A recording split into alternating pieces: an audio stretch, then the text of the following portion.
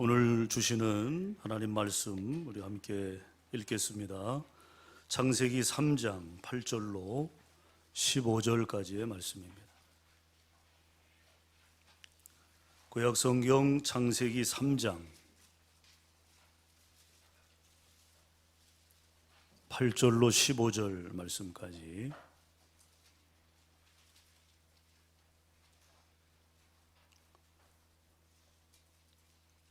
우리 다 같이 읽겠습니다.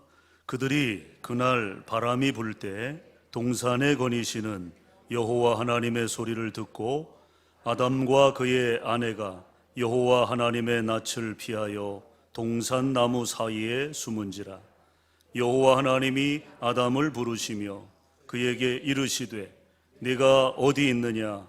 이르되 내가 동산에서 하나님의 소리를 듣고 내가 벗었으므로 두려워하여 숨었나이다. 이르시되 누가 너의 벗었음을 내게 알렸느냐.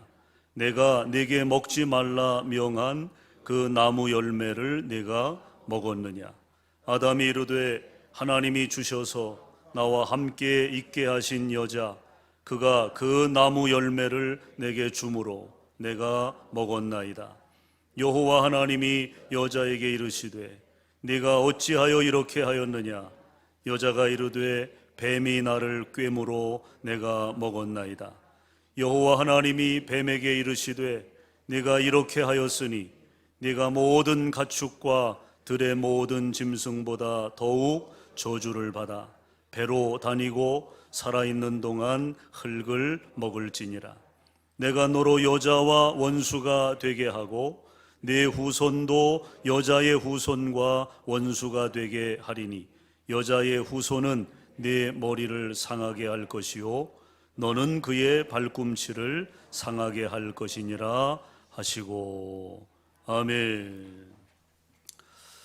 자, 우리 옆 사람과 인사 나눌 텐데요. 성탄은 복음입니다. 이렇게 좀 인사 나누시죠.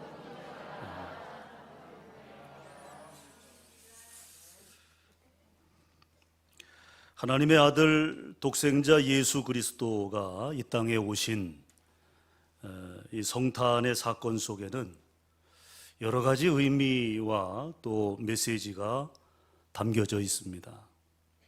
그 중에 하나를 끄집어내라면 바로 이것입니다. 성탄으로 인하여 우리에게는 더 이상의 절망은 없다. 이것이 성탄이 우리에게 주는 가장 핵심적인 메시지가 아닌가. 우리에게 뭐가 없어요? 절망이 없다. 더 이상의 절망이 없다. 오늘 이 예수님의 성탄을 통해서 우리가 다시 한번 이 의미를 우리 안에서 회복했으면 좋겠습니다. 어떤 상황 속에서도 우리가 주님을 바라보면, 주님을 의지하면 우리에게는 절망이 없다는 거죠. 여러분, 더 이상의 절망은 없다라는 이 구호는요, 실로 처절하면서도 뜨거운 외침이 아닐 수 없습니다. 적어도 이런 말을 하게 될 정도라면 우선 그가 처한 상황이 보통 비참하지 않은, 한마디로 절망적인 상황임에 틀림없을 겁니다. 그냥 좀 힘들고 어려운 정도가 아니라 정말 누가 봐도 아무 희망이 없어 보이는 최악의 상황을 맞이했을 때라야 이런 외침이 어울리기 때문이죠. 반면 또한 이 외침 속에는 분명히 지금 현재 절망스러운 상황은 맞지만 그러나 그대로 포기하지 않겠다. 나에게는 더 이상 절망이 없다. 절망하지 않겠다. 라는 이 의미 속에는 나는 이대로 포기하지 않겠다. 라는 열렬한 희망도 내재되어 있다는 거죠. 그리고 그 희망으로 꿋꿋이 일어나 절망을 딛고 성공한 사람들의 이야기는 듣는 많은 이들로 하여금 심금을 울리게 하지 않습니까? 그러므로 희망이 전혀 없는 절망과 역설적인 표현이지만 희망이 있는 절망은 하늘과 땅 차이라고 하는 거죠. 희망이 전혀 없는 절망이 있어요. 그러면 사람은 무너집니다. 더 이상 일어서지 못한다는 거죠. 그러나 희망이 있는 절망이 있어요. 그 사람은 일어서게 되는 것입니다. 절망적인 상황 속에서도 얼마든지 그는 재기할 수 있는 거예요. 여러분, 복음이라고 하는 말은 원래 뭡니까? 굿뉴스입니다. 좋은 소식이에요. 좋은 소식. 즉 무슨 복을 내려주는 소리, 그런 차원의 이야기가 아니라 절망에 빠져있던 사람에게 전해진 좋은 소식이라는 거죠. 그래서 우리가 신약의 첫 4권이 있잖아요. 마태, 마가, 누가, 요한. 이것을 우리가 사복음서 그렇게 부르지 않습니까? The Four Gospels라고 합니다. 4개의 복음, 이 사복음서, 이 복음서에서 만나는 예수 그리스도의 삶이 우리에게 복음이 무엇인가, 복음, 그 의미를 우리에게 알려주고 또 깨닫게 해 준다는 것입니다. 이제 믿음에 입문하고 예수 그리스도에 대한 정체, 그분이 가지고 있는 그 예수님이 우리에게 보여주시고 또 예수님이 이 땅에 오신 목적을 우리가 알고자 한다면 복음서를 읽어보면 되죠. 그러면 그 복음서 안에 우리는 예수님이 이 땅에 오신 목적과 또 예수님이 이루신 삶의 내용들을 우리가 확인할 수 있게 되는 것입니다. 하지만 성경에는요, 이 사복음서보다 훨씬 앞선 시대, 예수 그리스도의 삶을 조명한 원복음이라고 부르는 복음이 또 있었다라고 하는 거예요. 이 원복음, 더 first gospel이라고 하는, 처음 복음이라고 하는 그 원복음이 있었다는 것입니다. 그것이 바로 오늘 우리가 읽은 본문 말씀에 나타나고 있습니다. 여러분도 아시다시피 예수님의 탄생에 대한 예언은 구약 성경에 무수히 많지만 그 첫 예언이 바로 오늘 우리가 읽은 창세기 3장에서 여자의 후손, 따라합시다. 여자의 후손, 이 표현을 통해서 소개되고 있는 것입니다. 예수님은 여자의 후손으로 오셨다는 거예요. 여기 앉아있는 저를 포함한 우리 모두는 다 남자의 후손입니다. 남자예요. 우린 여자의 후손이 될 수 없어요. 그런데 창세기 3장에 언급되고 있는 이 여자의 후손, 이 의미가 갖는 것이 바로 예수 그리스도, 이 땅에 메시아로 오실 하나님의 아들을 선포하고 있는 거죠. 사실상 여러분, 창세기 3장은 신라권 사건으로 인해서 인간의 완전 타락이라는 최악의 상태로 떨어지게 되는 비극으로부터 시작되고 있습니다. 그러니까 창세기 3장을 우리가 읽어보면 그 분위기가 밝지 않죠. 인간이 타락하게 되고 그 타락으로 인하여 인간이 낙원에서 쫓겨나는, 실낙원되는, 그리고 죽음을 경험하게 되는, 노동을 해야 먹을 수 있는, 해산의 고통을 통해서 후사를 이어가는 이런 여러 가지 힘들고 어려운 삶의 무거운 짐이 죄로 인하여 얹어졌음을 우리에게 보여주는 그 내용을 담고 있는 이 창세기 3장은 그러므로 최악의 상태로 떨어진 인간의 비극을 설명하고 있는 것입니다. 하지만 하나님께서는 그처럼 절망스러운 상태에 빠진 인간을 그냥 그대로 내버려 두지 아니하시고 창세기 3장이 채 끝나기도 전에 놀라운 기쁨의 소식으로 찾아와 주셨다는 거예요. 이것을 우리는 복음의 원천, 그렇게 부릅니다. 자, 오늘 우리는 그 여자의 후손의 약속이 성취된 2021번째 성탄의 절기를 맞이하면서 과연 이 원복음이 우리에게 어떤 기쁜 소식을 선포해 주었는지를 우리가 함께 살피면서 은혜를 나누고자 합니다. 자, 오늘 본문에서 발견되는 기쁜 소식을 보면 두 가지. 먼저 8절에서 13절까지의 내용을 보면요, 거기 첫 번째 기쁜 소식이 들려집니다. 그것은 인간의 범죄로 인한 타락 직후에 내가 어디 있느냐? 누가 물으신 거예요? 하나님이 물으신 거죠. 지금 범죄하여 숨어있는 인간을 향하여 하나님께서 찾아오셨다는 거죠. 내가 어디 있느냐? 그렇게 찾으시면서 회개의 기회를 주셨다는 겁니다. 이게 첫 번째 기쁜 소식이에요. 여러분, 죄를 범했는데 그 죄를 해결할 수 있는 방법이 없다면 그보다 더 큰 절망이 어디 있습니까? 우리가 어린 시절에 잘못을 저질렀어요. 근데 부모님이 대놓고 너는 절대로 용서하지 못한다. 너와 나의 관계는 이제 끝이다. 사실 그런 부모가 있습니까? 예? 저도 뭐 어려서 많이 아버지한테 매도 맞고 그랬지만, 예? 다 용서해 주시잖아요. 용서의 마음을 가지고 잘 되기 위해서 회초리도 대고 하는 거지. 그러니까 용서의 여지가 있으니까 희망이 있는 거죠. 그런데 만약에 우리에게 그런 기회조차 없다고 한다면, 용서받을 수 있는 기회조차 우리에게 없다고 하면 그보다 더 비참함이 어디 있겠어요? 그런데 오늘 8절에서 13절까지의 말씀 속에 담긴 비밀은 뭡니까? 하나님께서 찾아오신 거예요. 저와 여러분을 하나님께서 찾아오신 것이며 내가 어디 있느냐? 우리를 찾으시면서 회개의 기회를 주셨다는 것이죠. 이것이 첫 번째 복음인 것입니다. 그 다음에 두 번째, 우리에게 들려진 기쁜 소식은 14절에서 19절까지의 말씀인데, 거기 보면요, 이미 저주받은 죄인에게 오히려 누구를?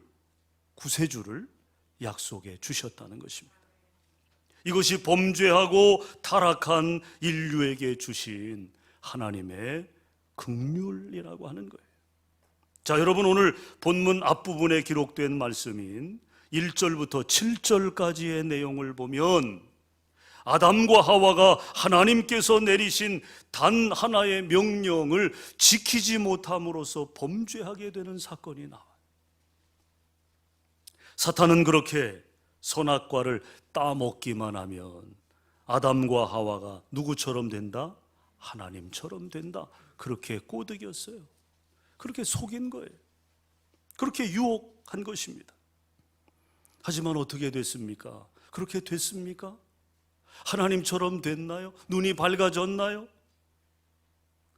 그 결과는 정반대였다는 거예요. 그들에게는 우선 전에 없던 수치심이 생겨지게 되었다는 것입니다. 창세기 2장 25절에 보면 범죄하기 이전의 모습이죠. 아담과 그의 아내 두 사람이 벌거벗었으나 부끄러워하지 아니하니라. 그렇게 기록하고 있어요. 다시 말해서 그 전에는, 즉 범죄하기 전에는 그들에게 수치심이 없었다는 것입니다. 벗었음에도 불구하고 수치스럽지 않았다는 거예요. 그런데 갑자기 수치심이 생겼다. 그것은 뭡니까? 그들이 하나님 앞에 범죄했기 때문에 그 범죄로 인하여 그들이 수치심을 알게 되었다, 그 말이에요. 여러분, 인간이 부끄러움을 느끼고 낯이 뜨겁게 되는 것은 지금도 죄를 저지른 사람에게서 곧바로 나타나는 반응 아닙니까? 우리가 뉴스를 보면 범죄자들이 이렇게 결박되어 경찰에 의해 끌려가는 모습이 보이잖아요. 대개 어떻게 끌려갑니까? 예? 어떻게 끌려가요? 고개 이렇게 들고 끌려갑니까? 웃으면서 끌려가나요? 어떻게 끌려가요? 고개 숙이고 고개를 못 들죠. 예? 어떤 사람은 머리로 얼굴을 이렇게 가리고 가잖아요. 수치심입니다. 수치심, 부끄러움이죠. 지금도 죄를 저지른 사람에게서 그런 모습이 나타난다는 거예요.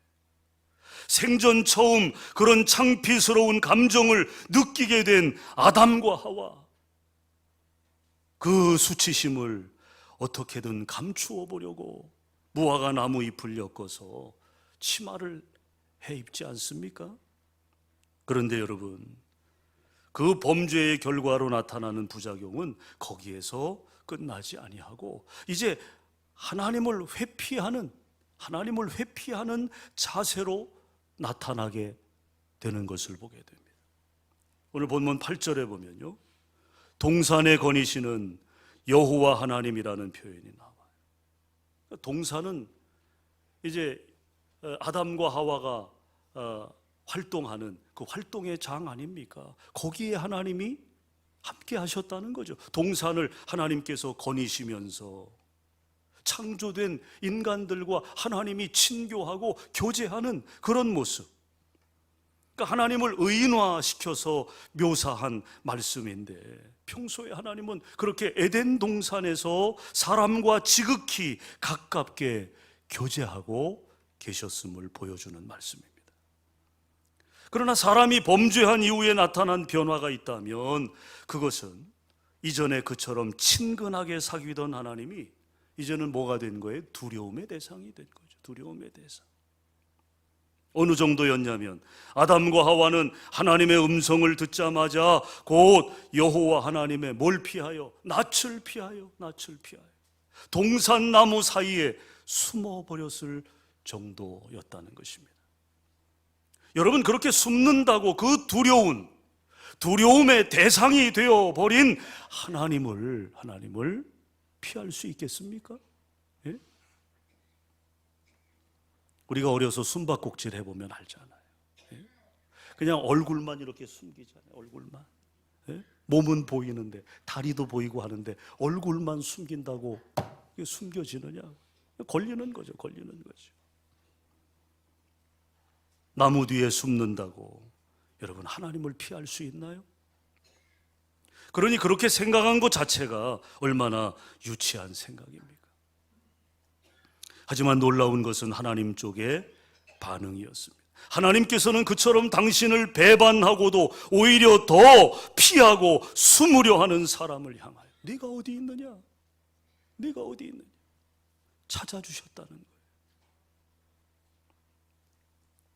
세상에 기록된 사탄의 첫 번째 질문, 성경에 기록된 사탄의 첫 번째 질문은 뭐였습니까? 사람으로 하여금 하나님의 말씀을 의심하게 만드는 거였어요. 이게 사탄의 인간을 향한 첫 번째 질문이었습니다.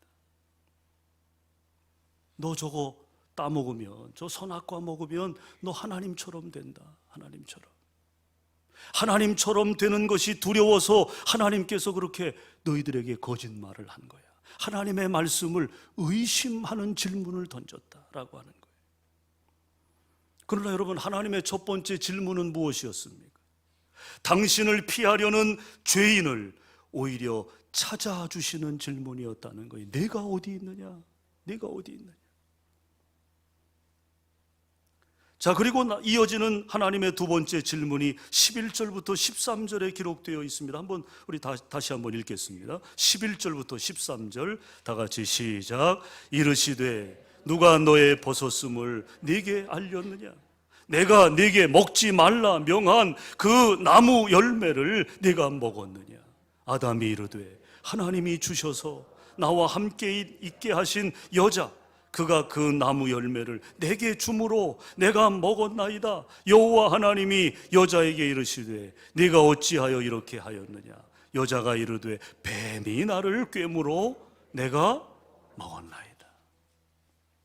자, 여기 먼저 찾아와 주신 하나님께서 사람에게 던지신 두 번째 질문 역시 매우 의미심장한 것입니다. 누가 너의 벗었음을 내게 알렸느냐? 이게 두 번째 하나님의 질문입니다. 네가 어디 있느냐? 첫 번째 질문이었고, 누가 너의 벗었음을 네게 알렸느냐? 내가 네게 먹지 말라 명한 그 나무 열매를 네가 먹었느냐? 라는 이 말씀은 하나님께서 사람이 이미 저지른 일을 몰라서 물으신 질문이 아니죠. 하나님이 몰라 물으셨겠습니까? 벌써 다 알고 계시면서도 사람으로 하여금, 범죄한 인간으로 하여금 자기네들의 잘못을 스스로 시인하고 용서를 빌 수 있는 기회를 주신 말씀이라는 거예요. 기회를 주신 거예요. 너 왜 그렇게 했어? 너 왜 그런 잘못을 했어? 여러분, 몰라서 부모가 자녀에게 묻는 게 아니잖아요. 다 알고 묻잖아요. 그러니까 자기 입으로 그것을 말하기를 기다리는 거죠. 스스로 자인하고 용서를 빌기를 기다리는 거죠. 오늘 하나님의 말씀도 동일합니다. 기회를 주시기를 원하시는 거예요. 기회를.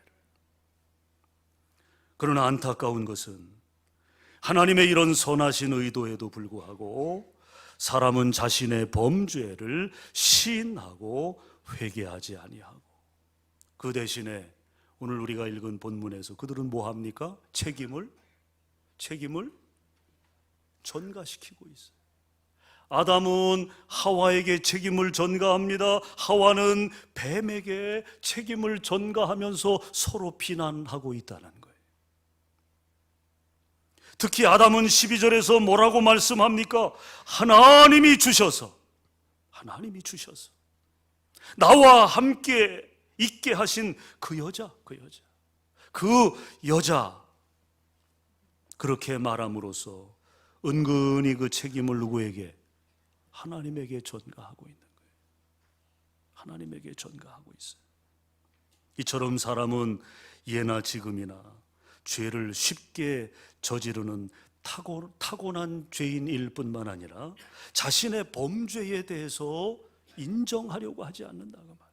숨기려 하고 변명하기에 급급하고 내 책임이 아니라 다른 사람의 책임이라고 비난하고 정죄하는 모습, 그런 모습에 얼마나 익숙해져 있는지 몰라요. 그런 방면으로 보면 천재들이죠. 천재들 얼마나 변명을 기가 막히게 잘합니까? 이거는 누가 가르쳐주지 않아도 우리가 자녀들 키워보면 어린 아이들도 그 변명을 한단 말이에요. 변명을, 책임을 지려고 하지 않아요. 그거 누가 가르쳐 줍니까? 학교 가기도 전에 여러분 어린 자녀들 보면 그런 모습들이 나타납니다. 그것이 인간의 내면 안에 도사리고 있는 거죠. 변명하는 것, 책임을 전가하는 것. 그러니 여러분, 그런 연약한 존재인 사람이 그 죄의 문제를 어떻게 해결할 수 있겠어요? 스스로 어떻게 죄의 문제를 해결할 수 있겠습니까? 죄가 자신의 잘못이라고 인정하기는커녕 자신의 문제라고 인식조차 하지 못하고 있으니, 여러분, 그런 사람이 어떻게 스스로 사죄의 길을 찾고 깨어진 하나님과의 관계를 자기 힘으로 어떻게 회복시킬 방도를 찾겠느냐는 거죠. 그래서 성탄의 놀라운 비밀이 여기에 있는 거예요. 왜 예수님이 이 땅에 오셨느냐? 그 이유가 여기에 있는 거죠. 즉 하나님께서 범죄한 사람에게 지극히 당연한 저주를 내리시기 전에 먼저 누구를? 메시아를, 구원자를 우리에게 보내주셨다는 사실이에요. 하나님의 이런 선하신 구원 계획은 이어지는 말씀에서 더욱 뚜렷이 나타납니다. 우리 20절, 21절 다시 한번 읽겠습니다. 다 같이 시작. 아담이 그의 아내의 이름을 하와라 불렀으니 그는 모든 산자의 어머니가 됨이더라. 여호와 하나님이 아담과 그 아내를 위하여 가죽 옷을 지어 입히시니라. 자, 여러분, 여기 하와의 이름의 뜻은 생명이라는 뜻이에요. 생명. 즉 그녀가 모든 산자의 어미가 될 것이라는 의미로 아담이 그렇게 이름을 지은 것입니다. 사실 아담은 조금 전에 하나님께로부터 사망의 저주를 받았어요. 그러나 그럼에도 자기 아내의 이름을 그처럼 긍정적으로 지은 것은 우리가 언뜻 이해하기가 어려울 것입니다. 하지만 이것은 그가 바로 15절에 여자의 후손에 관한 예언, 즉 하나님께서 저주하시기 이전에 미리 내려주신 메시아와 관련한 소망의 약속을 믿고 의지했음을 보여주는 증거라고 하는 것입니다. 즉 사람이 죄값으로 인하여 필경은 흙으로 돌아갈 육신의 죽음은 피할 수 없지만, 그러나 하와의 후손으로 오시게 될 메시아를 통해 이루어질 새로운 생명의 역사에 대한 확신이 아담에게 있었기 때문에, 그래서 아담은 자기 아내의 이름을 하와, 생명이라고 그렇게 지은 것입니다. 그렇게 함으로 해서 오실 메시아에 대한 신앙과 소망을 아담은 아내의 이름 속에, 그 이름을 통해 고백했다고 하는 것은 우리에게 뿐만 아니라 온 인류에게 있어서 모든 죄를 대속하시기 위해서 이 땅에 오신 아기 예수의 탄생이 얼마나 놀라운 축복인가를 우리에게 보여주고 있는 것입니다. 그러므로 생명의 복음의 시작은 도리어 인간 타락의 죄악의 현장에서부터 시작되었다는 사실을 우리는 기억해야 할 것입니다. 그래서 내용상 창세기 3장의 내용을 보면 여러분, 그 내용상 저주의 장이고 절망의 장이 되었어야 했는데 도리어 여자의 후손에 대한 이 생명의 예언으로 말미암아 창세기 3장은 구원의 장이 되고 소망의 장이 되었다고 하는 것, 여러분, 그것이 성탄이 복음이 되는 이유인 줄 믿으시기를 바랍니다.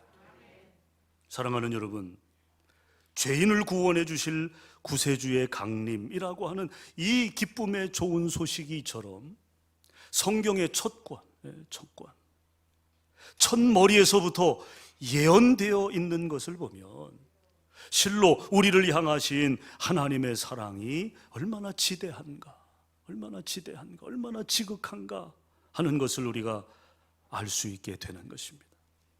또 선택받은 자, 하나님이 선택하신 자, 이 택자를 구원하시고자 하시는 하나님의 예정이 얼마나 일찍부터 시작되고 있는가. 믿음으로 예수 그리스도를 영접한 모든 하나님의 자녀들, 선택받은 하나님의 자녀들, 그들에게 주어질 구원, 그 구원을 통한 기쁨, 구원을 통한 축복을 오늘 말씀은 우리에게 설명해 주고 있는 거죠. 그러므로 사탄의 간계와 유혹이 아무리 집요하고 강할지라도 결코 택함받은 성도를 넘어뜨릴 수는 없는 거예요. 믿습니까? 결코 우리를 해할 수 없어요. 우리를 넘어뜨릴 수 없다는 것입니다. 우리가 비록 연약하여 자주 실족하기도 하고 넘어진다 할지라도 끝까지 하나님을 잃어버리지 아니하면, 주님 손 놓지 않으면 반드시 건져내어 주실 줄 믿으시기 바랍니다. 그러므로 오늘 약속대로 탄생하신 예수님을 나의 구주로 영접함으로 다시는 죄 때문에 숨지 않아도 되는 속죄의 세마포를 받아 입으시고 사망의 저주로부터 절망하지 아니하고 믿음 안에서 완전 승리를 이루는 우리 소태교회 성도들이 다 되시기를 주님의 이름으로 간절히 축원합니다. 2021년 이 성탄절을 맞이하면서 이 소망이, 이 기쁨이, 이 확신이 저와 여러분 가운데 샘솟기를 주의 이름으로 다시 한번 축원합니다. 기도하겠습니다. 살아계신 하나님, 하나님의 은혜를 감사합니다. 오늘 2021년도 성탄절을 맞이하면서 하나님, 우리 안에 여러 가지 힘겨움과 어려움이 있지만 그래도 주님께서 이 땅에 오심을 우리가 축하하고, 또 오늘 전한 말씀을 통해서 주님이 이 땅에 오심으로 인해 우리에게 주어진 생명, 하나님의 자녀로서의 믿음의 선한 역사를 이어갈 수 있는 기회, 능력, 권능이 우리에게 주어져 있음을 기뻐하게 하시고, 우리의 남은 여생, 하나님, 우리의 세상살이가 때로는 우리의 기대대로, 우리의 뜻대로 이루어지지 않는다 할지라도 절망하거나 포기하거나 낙심하지 말게 하시고 하나님의 뜻을 바라보며 이 땅의 구원자로 오신 예수 그리스도를 의지하며 담대함으로 나아가 승리하게 하시고 하나님의 나라를 이 땅에 이루어가는 천국 백성들이 될 수 있도록 주여 역사하여 주시옵소서. 축복하며 예수님 이름으로 기도드리옵나이다. 아멘. 우리